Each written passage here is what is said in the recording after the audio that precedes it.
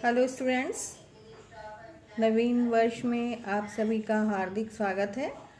आशा है ये वर्ष आप सबके लिए अत्यंत मंगलमयकारी हो, शुभदायी हो और कोरोना के जिस संकट को हम आज तक झेल रहे थे, हम उम्मीद करते हैं इस संकट से हमको शीघ्र ही मुक्ति मिले। वैक्सीन बन गई है और हालांकि कोरोना का और भी प्रकार हम देख रहे हैं, मिल रहा है हमें और बड़ी तेज़ गति से वो फैल रहा है, ऐसा भी सुन रहे हैं। लेकिन हमें आशा ही नहीं, पूर्ण विश्वास है कि हमारे हालात शीघ्र ही पूर्ववत होंगे, हम लोग आसानी से अपना जीवन यापन कर पाएंगे।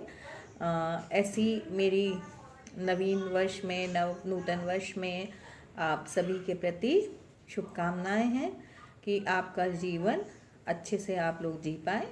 और पढ़ाई में अब ज़्यादा समय रहा नहीं है, घर में आप पढ़ाई खूब करें और एग्ज़ाम आए तो आप अच्छे नंबरों से उत्तीर्ण हो, आपका भविष्य उज्जवल हो।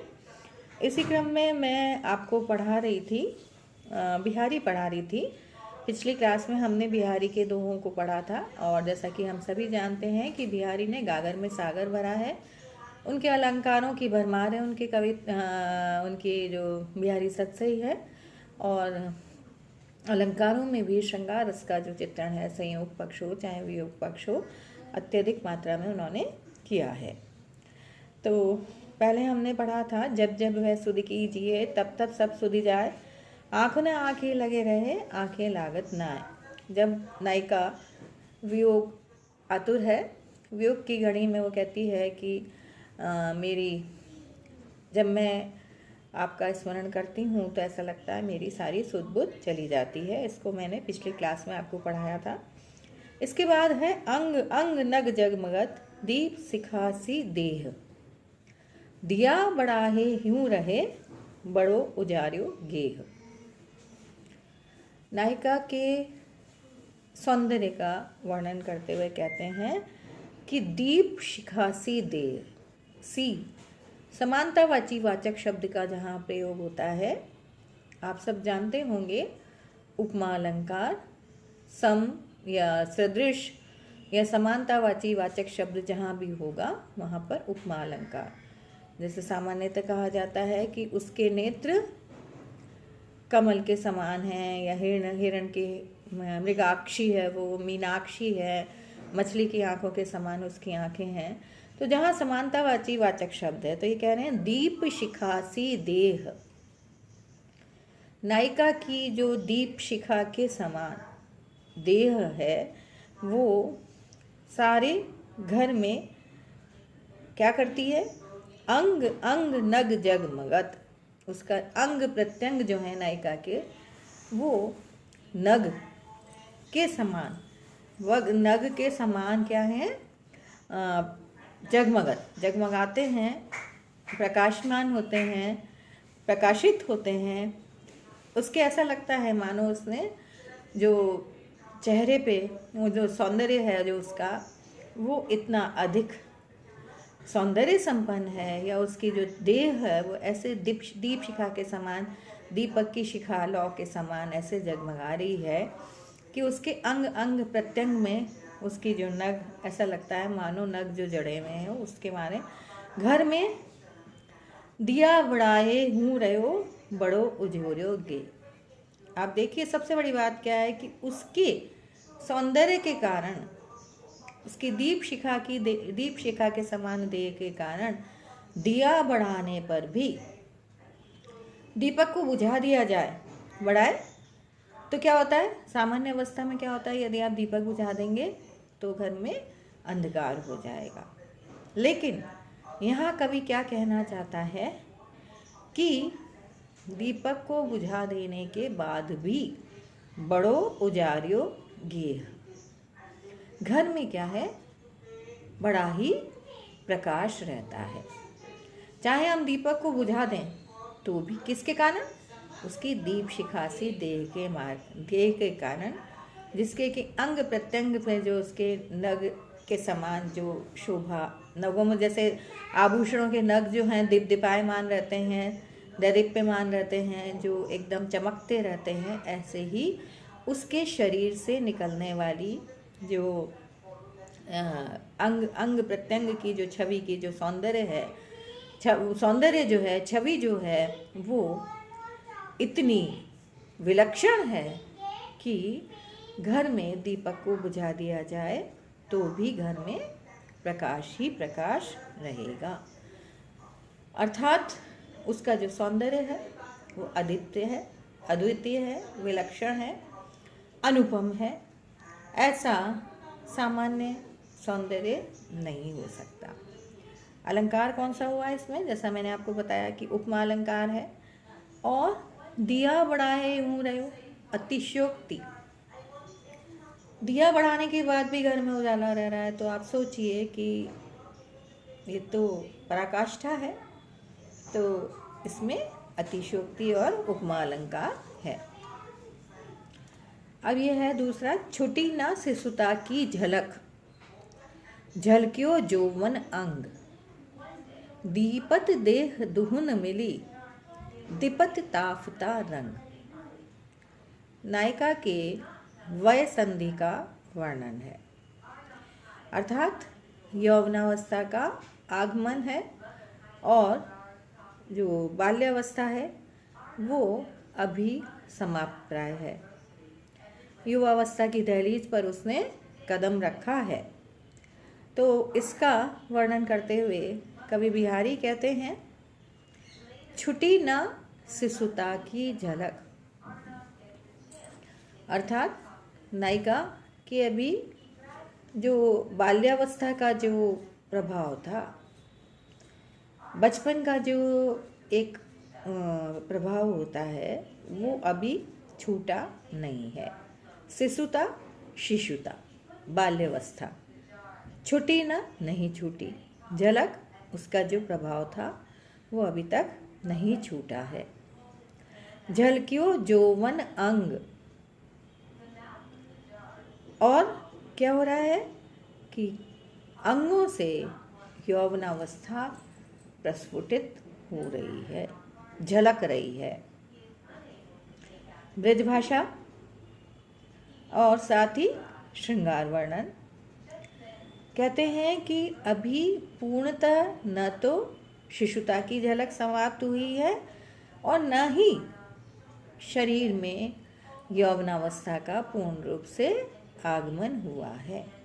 वय संधि का कवि वर्णन कर रहे हैं कि एक और तो शिशुता की झलक दिखती है, बाल्यावस्था का प्रभाव दिखलाई देता है, तो दूसरी ओर युवावस्था का आगमन भी परिलक्षित होता है, वो भी हमें दिखलाई देने लगा है शरीर पर। दिपत देह दुहन मिली, दोनों के मिलने से नायिका की देह इस प्रकार दैदीप्यमान हो रही है, दीपत ऐसी दीप्तिमान हो रही है, ऐसी प्रकाशित हो रही है, ऐसी दिखाई दे रही है, मिली दिपत ताफ्ता रंग। ताफ्ता रंग क्या होता है?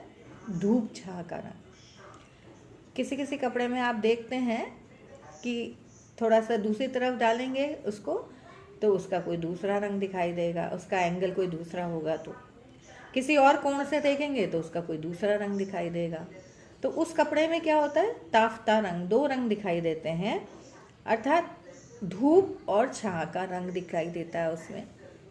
ऐसे ही उस ताफ्ता रंग से उसकी वय संधि की उपमा देते हुए कवि बिहारी कहते हैं कि नायिका में वय संधि का आगमन हो गया है। वय संधि का वर्णन कर रहे हैं कि ना तो उसमें पूर्ण रूप से अभी यौवनावस्था का आगमन हुआ है और ना ही शिशु अवस्था, बाल्यावस्था, बचपन का जो प्रभाव है वो समाप्त हुआ है। दोनों के बीच की अवस्था है। तो दोनों के बीच की अवस्था होने पर भी आप देखिए कि उसका जो शरीर से निकलने वाली जो आभा है ऐसी विकीर्ण हो रही है, ऐसी दैदीप्यमान हो रही है, ऐसी प्रकाशित हो रही है कि उनको देख के ऐसा लगता है मानो ताफ्ता रंग का कपड़ा कोई हो। मतलब एक एंगल से देखें, एक कोण से देखें तो दूसरा रंग, अर्थात शिशुता की झलक, और दूसरे एंगल से देखें तो यौवनावस्था का प्रादुर्भाव, आगमन दिखलाई देगा। तंत्री नाद कवित्त रस सरस राग रतिरंग, अन बूढ़े बूढ़े तरे जे बूढ़े सब अंग। तंत्री नाद,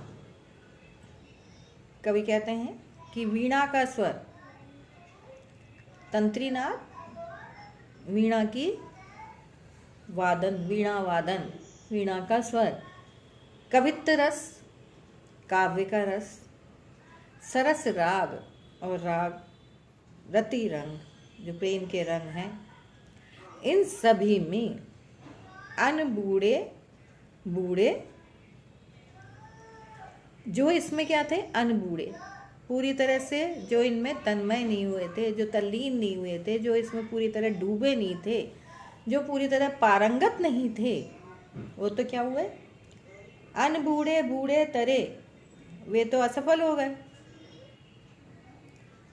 जे बूढ़े सब अंग, और जो पूर्ण रूप से पूर्ण समर्पण भाव से जो इसमें डूब गए, जिन्होंने पूर्ण तल्लीनता से पूर्ण तन्मयता के साथ इसमें डुबकी लगाई, इन सब चीज़ों में, चाहे वीणा का स्वर हो, चाहे काव्य का रस हो, चाहे प्रेम का रंग हो या सरस राग हो, इन सब में जब तक व्यक्ति पूरी तरह तल्लीन नहीं होता, पूरी तरह तन्मय नहीं होता, पूरी तरह जब तक उसमें डूबता नहीं है, तब तक वो क्या है, पार भी नहीं उतरता। पार उतरने के लिए क्या है, आवश्यक क्या है कि पूरी तरह से उसमें डूबना, और जो पूरी तरह उसमें नहीं डूबेगा वो उससे पार भी नहीं होगा, उसकी मुक्ति भी उससे संभव नहीं हो पाएगी। तो कहते हैं कि अन बूढ़े बूढ़े तरे, जो इसमें पारंगत नहीं थे वो तो असफल हो गए, और जो पूरी तरह से पारंगत थे, जो पूरी तरह से इसमें डूब गए थे, जो तल्लीन थे, कहने का अभिप्राय है जो पूर्ण रूप से इसमें तन्मयता के साथ जुटे थे, जिन्होंने अपना पूरा जी जान लगा दिया था, वो इसमें सफल हो गए, इसके पार उतर गए, सब अंग से, अर्थात सर्वांग जो इसमें डूबे, संपूर्ण जिन्होंने अपनी आहुति दी, संपूर्ण रूप से जिन्होंने इस यज्ञ में अपना समिधा बनकर जो अपनी डाला, जो आहुति दी, तो उनकी आहुति पूर्ण हो पाई, उनकी यज्ञ का साथ पूरा सफल हुआ। अन्यथा जो कहने मात्र को, दिखाने को मात्र को जो इस तरह का कर रहे थे, उनका डूबना तो डूबना था ही, वो उससे पार उतर नहीं सकते थे, क्योंकि वो दिखाने को उसमें लगे हुए थे मन से। तात्पर्य क्या है, कहना क्या चाहते हैं कवि, कि जिनकी कथनी और करनी में अंतर होता है, जिनकी कथनी और करनी में अवनी और अंबर का अंतर होता है, वो कहीं भी दुनिया के किसी भी उसमें सफल नहीं हो पाते। हमें किसी भी काम को करने के लिए क्या करना होता है, तन्मयता से जुटना होता है, तन मन धन। अगर आप पढ़ाई कर रहे हैं और पढ़ाई करते समय भी आप देखेंगे कि आप पूरी तरह से नहीं जुटेंगे, आप ऐसे ही चलो आज थोड़ा बहुत पढ़ लिया, कल थोड़ा पढ़ लेंगे तो पढ़ लेंगे, नहीं तो ठीक है बाद में एग्ज़ाम के दिनों में पढ़ लेंगे। आजकल तो बच्चों की आदत हो गई है कि मोस्ट लगा दो, मोस्ट पढ़ने की जो आदत है वो क्या है, आपके भविष्य के लिए क्या है, सुखदायी नहीं होती। अपना एक एम लेके चलना चाहिए जीवन में, क्योंकि क्या है, ये जो विद्यार्थी जीवन है ये व्यक्ति का वस्तुतः दोबारा नहीं आता। आप क्या करते हैं कि इसको ऐसे ही व्यतीत कर देते हैं, तो ऐसे ही व्यतीत करने से क्या होता है, समय निकल जाएगा, तब फिर आपको पछतावा होगा कि हमने हमारी उस उम्र में जब हमको पढ़ना चाहिए था, जब हमने पढ़ाई पर ध्यान नहीं दिया। क्योंकि पढ़ाई की उम्र, वैसे आप सीख सकते हो, पूरी उम्र कुछ ना कुछ पढ़ सकते हो, लेकिन क्या होता है, एक विद्यार्थी जीवन जो है वो तो विद्यार्थी जीवन ही होता है। तो उस समय अगर आपने अपने लक्ष्य की ओर पूरी तरह से नहीं जुटे, तो वह आपका जीवन सफल नहीं हो पाएगा। तो इसी तरह से मैं आपको इन अन्य उक्ति के माध्यम से ये भी समझाना चाहूँगी कि अब चूँकि विद्यार्थी जीवन है आपका, परीक्षाएं निकट हैं, आपको तन मन धन से पढ़ाई में जुट जाना चाहिए। पढ़ाई में, क्योंकि पढ़ोगे नहीं तो आप बनोगे क्या। अपना एक लक्ष्य रखो। लक्ष्यविहीन जीवन क्या होता है, ऐसे होता है जैसे कोई जीवन ही नहीं है। कहते हैं ना, लक्ष्य नहीं जीवन में जिनका, ऐसे वे खो जाते हैं जैसे लाख हजारों पत्ते पानी में बह जाते हैं। तो वस्तुतः आपका जीवन क्या है, ऐसे पत्तों की तरह थोड़ी है कि आज है और कल नहीं है। आपको अपना जीवन एक ऐसा बनाना है जिससे कि दूसरों के लिए भी प्रेरणादायी हो, आप दूसरों की प्रेरणा बने, इस तरह से अपना जीवन जिए। और इसी आशा के साथ कि आप पढ़ाई में ध्यान देंगे, अपना पढ़ेंगे, क्योंकि एग्ज़ाम निकट हैं, थोड़े दिनों में 2-3 महीने में होंगे। ठीक, धन्यवाद।